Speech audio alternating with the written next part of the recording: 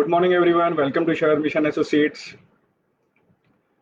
I hope I'm audible, loud and clear.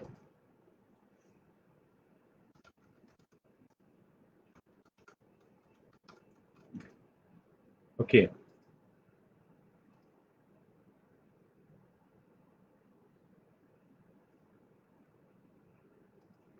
Okay. So discuss करते हैं आज का Nifty view. Welcome everyone, welcome to Share Mission Associates. Good morning, सुप्रभात. क्या दिखा रहा है निफ्टी का डेटा, डिस्कस करते हैं. क्या हमारे लिए स्टोर में है निफ्टी, आज किस तरह का मूव दिखाएगा. 8:46 PM हो रहा है 4 जून 2020. तो अगर हम फिर वहीं से शुरू करते हैं, FIDI का एक्टिविटी सबसे पहले देखते हैं. तो अगर FIDI का एक्टिविटी देखेंगे तो कल FII ने 1851 करोड़ का बाय किया है, DII ने करीब 781 करोड़ का सेल किया है. 2 जून को हमने देखा था कि एक बड़ा बाय जो है किया था कोटक महिंद्रा बैंक की वजह से. FII का एक बड़ा डेटा आया था, DI का भी रीजनेबल डेटा था. और कल लेकिन DI ने सेल किया है. तो अगर DI की सेलिंग, फोकस मेरा DI सेलिंग पे है ज़्यादा. 781 करोड़ का सेल किया. अगर हम देखेंगे तो 20 मई के बाद ये एक सबसे बड़ा एक सेल का डेटा आया है बेसिकली DI की तरफ से, जिसको बहुत इनकरेजिंग मैं नहीं मानता हूँ. और 1851 करोड़ का भी जो FII का डेटा है, बेसिकली ब्लॉक डील्स ज़्यादा हैं इसके अंदर. तो ठीक है, ऊपर की तरफ एक टॉप आउट हो रहा है. अभी हम देखेंगे डेटा कि किस तरह से कहाँ पर रेजिस्टेंस बने हुए हैं निफ्टी के ऊपर, कहाँ पर सपोर्ट बना हुआ है. अगर हम डेरिवेटिव्स डेटा देखें तो बेसिकली नेट इंडेक्स फ्यूचर्स करीब करीब 3 जून को 531 करोड़ का FII ने बाय किया है. स्टॉक फ्यूचर 1635 करोड़ का बाय किया है. तो एक बड़ी बाइंग स्टॉक फ्यूचर्स में दोबारा की है 29 मई के बाद, जबकि 1374 करोड़ का बाय किया था. 28 को 2122 करोड़ का बाय किया था. तो 28-29 को एक बहुत अच्छा बाय FII ने किया था. और उसके बाद 2 दिन, फर्स्ट और सेकेंड जून को सेलिंग के बाद कल फिर 1634 करोड़ का बाय किया है, जो कि बहुत अच्छा बाय डेरिवेटिव FII की तरफ से आया है. इंडेक्स फ्यूचर में 531 करोड़ का बाय किया था. फर्स्ट और सेकंड को भी 136 और 356 करोड़ का बाय किया था. तो एक लॉन्ग पोजीशन FII ने बनाई है डेरिवेटिव्स में, इंडेक्स और स्टॉक्स दोनों में.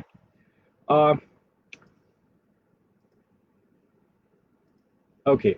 सो अगर हम ऑप्शन चेन देखें तो देखेंगे 3 जून को क्या किया FII ने. अगर हम कॉल देखें तो बेसिकली 27,61,000 कॉल लॉन्ग किया, 27,62,000 कॉल शॉर्ट किया. तो बहुत मार्जिनल 854 कॉल शॉर्ट करके गया FII. और अगर हम पुट देखेंगे तो बेसिकली 26,92,000 कॉन्ट्रैक्ट्स बेसिकली लॉन्ग किया, और 26,92,841 कॉन्ट्रैक्ट शॉर्ट किया. तो net 408 contract, only 408 contract short किया. बहुत थिन डेटा है डेरिवेटिव्स का, इसलिए मेरे लिए रिलेवेंट नहीं है, इसको रीड करने का कोई मतलब नहीं है. 854 कॉल शॉर्ट किया है, ठीक है. तो बेसिकली एक बुलिश बेरिश पोजीशन है, और पुट शॉर्ट किया है 408, एक बुलिश पोजीशन है. लेकिन FII ने बेसिकली 531 करोड़ का फ्यूचर्स बाय किया है इंडेक्स में, और 1635 करोड़ का स्टॉक फ्यूचर्स बाय किया है, जो एक अच्छा डेटा है, बुलिश डेटा है.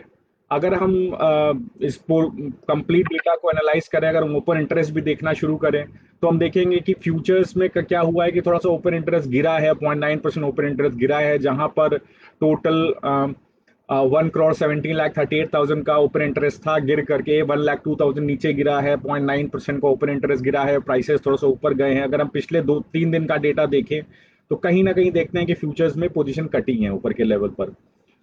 सिमिलरली कॉल में ओपन इंटरेस्ट बढ़ा है, पुट में 9.3%, पुट में ओपन इंटरेस्ट 9.6% बढ़ा है.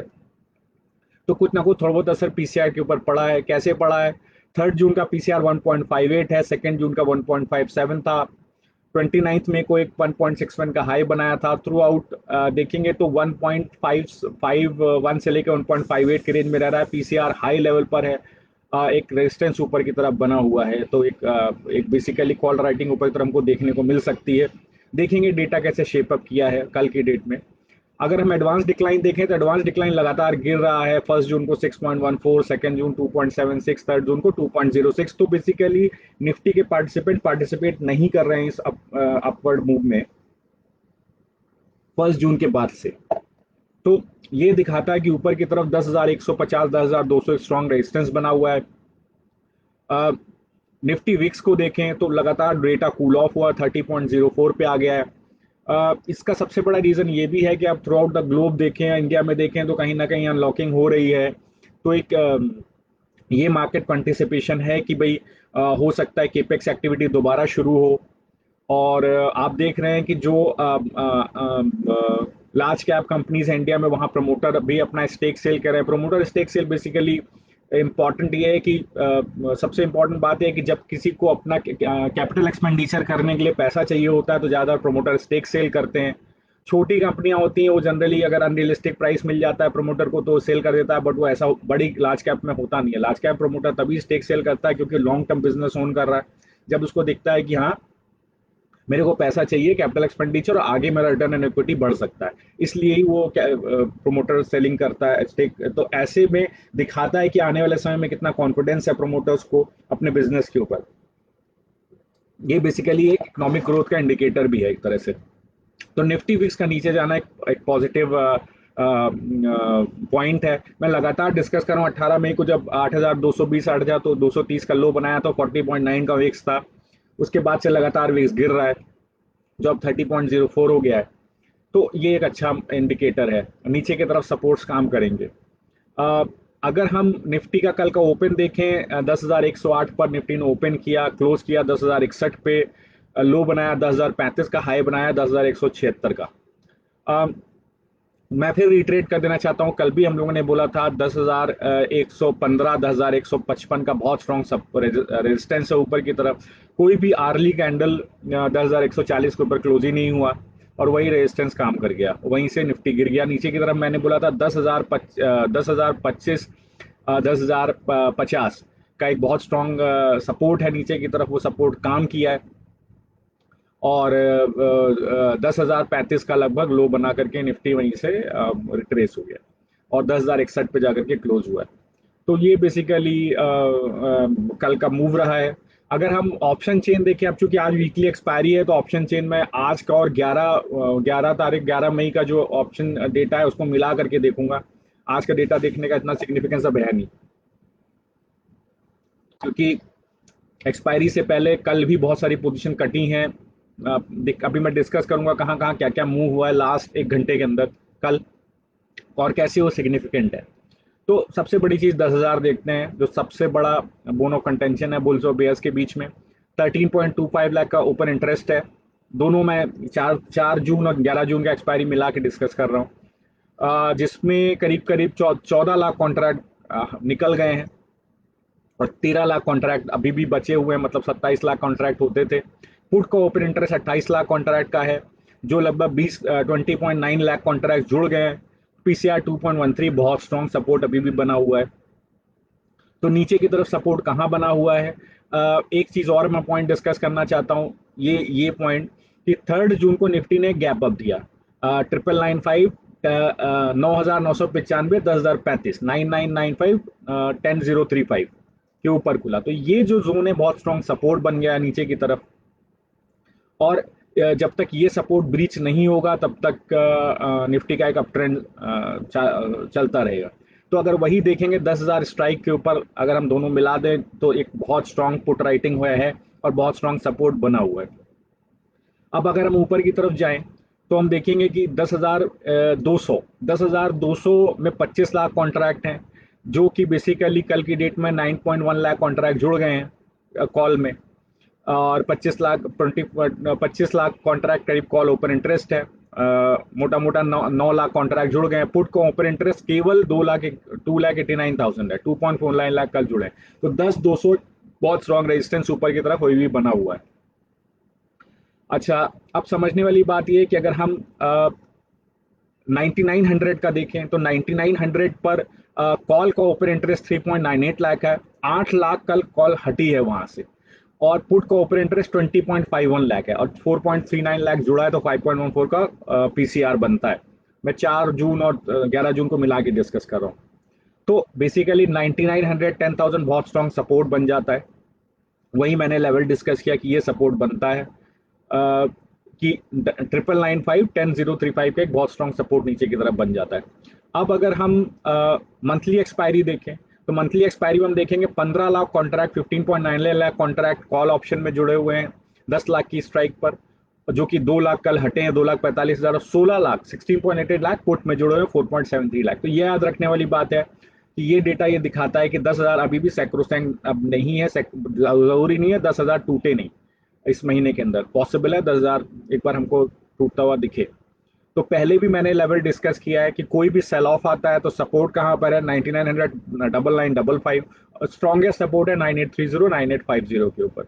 कोई भी सेल ऑफ आता है ये लेवल एक बाय का लेवल बनता है, आज कल कभी भी। इस महीने अभी तक का जो डेटा दिखा रहा है, आगे डेटा से शेप अप होगा, डिस्कस। अब कल के घंटे का, अगर हम कल के आखिरी एक घंटे का डिस्कशन करें तो दो स्ट्राइक प्राइस में डिस्कस करना चाहता हूँ। कल 4 जून की वीकली एक्सपायरी का अगर मैं ऑप्शन चेन देखूं तो 10,150 10,100। अब 10,150 का आप एक्शन देखिए, 2:55 पर लगभग 5,76,000 कॉन्ट्रैक्ट थे और इसके बाद 3:30 1,71,000 कॉन्ट्रैक्ट बचे। तो कहीं ना कहीं 10,150 पर पुट राइटर्स ने अपनी पोजीशन छोड़ दी। 10,150 पे अगर हम कॉल देखें तो करीब करीब मोटा मोटा 6.82 लाख कॉन्ट्रैक्ट है वहां बना हुआ रहा, थोड़ा बहुत पोजीशन सेट ऑफ हुई। उसका रीजन सिंपल ये था कि भाई आज एक्सपायरी है, छोटा मोटा चेंज रहता है, लेकिन कॉल राइटर्स इंटैक्ट रहे। 10,150 से पुट राइटर्स ने पोजीशन छोड़ी तो 10,150 आज के लिए बहुत स्ट्रॉन्ग रेजिस्टेंस बन जाता है। वही रेजिस्टेंस जोन जो मैंने कल डिस्कस किया था 10,115 10,155 बहुत स्ट्रॉन्ग रेजिस्टेंस जोन ऊपर की तरफ ऑलरेडी बना हुआ है। किसी ने कल सेल किया होगा तो पोजीशन कैरी कर सकता है।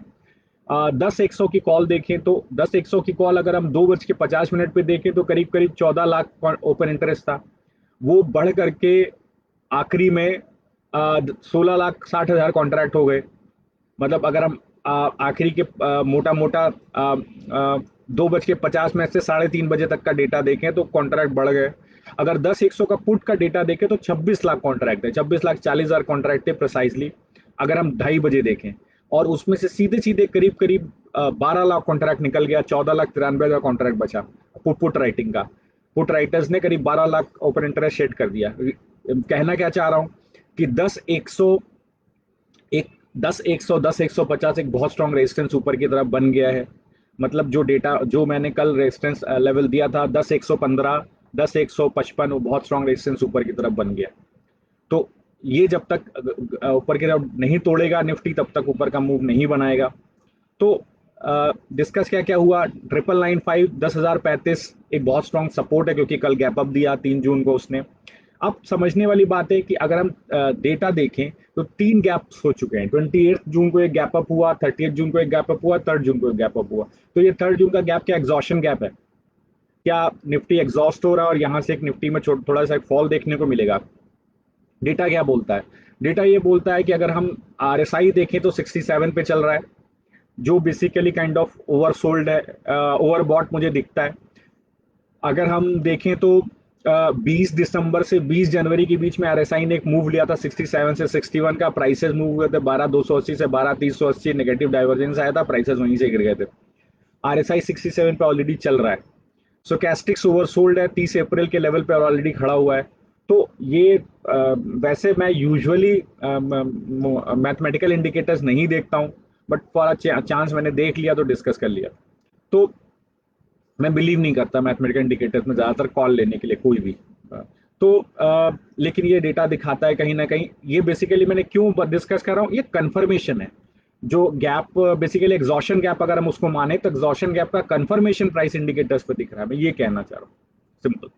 और मैंने डेटा भी डिस्कस किया ऑप्शन चेन का ये दिखाने के लिए कि देखिए 10,150 एक सब रेजिस्टेंस ऊपर की तरफ बन गया है, डेटा बोल रहा है। मैं हमेशा डेटा डिस्कस करता हूँ, तो ये बेसिकली डेटा में साफ साफ दिख रहा है। तो अब अगर हम देखें तो 9900 9955 एक स्ट्रॉन्ग सपोर्ट है नीचे की तरफ। अगर कोई सेल एक होता है 10 150 10 115 10 155 के रेजिस्टेंस से, शायद जब तक वो तोड़ेगा नहीं, निफ्टी बेसिकली नीचे की तरफ ही चलेगा। अच्छा, 9,830 9,850 एक बहुत स्ट्रांग सपोर्ट है जून मंथ के लिए, उस लेवल पे कभी भी आता है बाय करना चाहिए। लेकिन 10,000 जैसे ही टूटेगा, ये समझने वाली बात है, 10,000 पे जबरदस्त कॉल राइटिंग है। करीब 13 लाख कॉन्ट्रैक्ट, करीब 13 लाख कॉन्ट्रैक्ट आज भी हैं वीकली एक्सपायरी में, 11 और 10 तारीख की मिला दूं। तो जब कभी ये गिरेगा तो बहुत तेजी से शॉर्ट कवरिंग होगी और नीचे के लेवल देखने को मिल सकते हैं। तो 9,830 9,850 आपको एक बार देखने को मिल सकता है, जबकि एक इंटरमीडिएट सपोर्ट 9,995 9,900 9,955 का है, 55 पॉइंट का। तो ये एक सपोर्ट नीचे रहता है। ऊपर की तरफ क्या देखने को मिल सकता है, अगर कभी ये 10,155 तोड़ता है, ऊपर की तरफ चलना शुरू करता है, तो 10,300 के हमको निफ्टी को देखने को मिलेगा। 10,300 कल भी मैंने लेवल डिस्कस किया था, इसका सिग्निफिकेंस क्या है समझिए। 11 और 13 मार्च को निफ्टी ने गैप डाउन बनाया था, बेसिकली 10,300 10,160 के बीच में ये गैप क्रिएट किया था, उसके नीचे ही गिर गया था। तो बेसिकली गैप है, जब तक ये गैप नहीं भरेगा 10,160 10,300, तब तक प्रॉब्लम रहेगा। कल भी देखेंगे 10,160 का जो गैप बेसिकली 13 मार्च को बना था, उसको कल निफ्टी फिल नहीं कर पाया, वहीं से निफ्टी गिर गया। तो जब तक ये लेवल 10,160 10,300 निफ्टी नहीं तोड़ेगा, ऊपर का मुंह लेना शुरू नहीं करेगा। बिसाइड ये 10,300 का सिग्निफिकेंस और क्या है, अगर हम पूरा जो मूव आया था 24 मार्च से लेकर के 30 अप्रैल तक का, अगर हम उसका गोल्डन मीन देखें तो 10,300 के ऊपर है। तो 10,300 एक बहुत स्ट्रॉन्ग रेजिस्टेंस ऑलरेडी बन जाता है निफ्टी के ऊपर। जब तक ये लेवल नहीं टूटेगा, तब तक हमको ऊपर का लेवल देखने को नहीं मिलेगा। बहुत स्ट्रॉन्ग रेजिस्टेंस है और यहाँ तक एक मूव आ भी सकता है। उसके ऊपर 10,560 एक बहुत स्ट्रॉन्ग रेजिस्टेंस बन जाता है। कल भी मैंने 10,680 का लेवल डिस्कस किया था, उसके बीच में 10,560 भी एक रेजिस्टेंस बनता है। क्यों बनता है, अगर हम टोटल जो मूव आया 20 जनवरी से 24 मार्च का, 20 जनवरी को 11,200 11,000 के लगभग निफ्टी वहां से गिरना शुरू हुआ। 24 मार्च को अपना लो बनाया 7,520 10 अगर मुझे याद है। 23 मार्च को मुझे इसलिए याद है, 23 मार्च को मैंने 7,740 पे निफ्टी का बाय दिया था, जो कि उसमें 28% रिटर्न मैंने 9,830 तक बुक किया था। तो ये इस पूरे मूव को जो बेसिकली 20 जनवरी से लेकर 24 मार्च के बीच में आया, अगर इसको हम रिट्रेस करें तो गोल्डन मीन हमारा 10,560 के ऊपर आता। तो 10,560 बहुत स्ट्रॉन्ग रेजिस्टेंस बन जाता है। तो ये डिस्कशन है निफ्टी का। I hope that followers will benefit out of this.